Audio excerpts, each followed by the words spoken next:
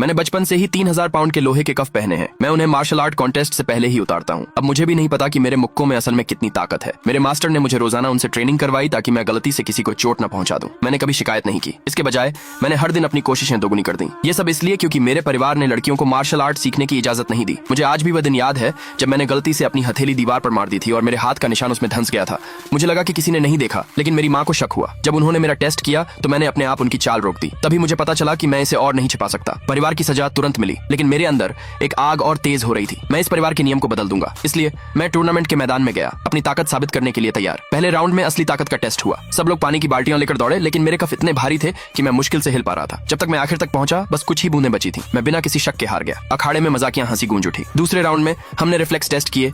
शीशे से रिफ्लेक्ट हुई रोशनी के पीछे लकड़ी के खंभों पर मारा। दूसरे कंटेस्टेंट ने आसानी से अपने खंभे मारे, लेकिन मेरे कफ का वजन हमेशा मुझे 1 सेकंड ज्यादा धीमा कर देता था।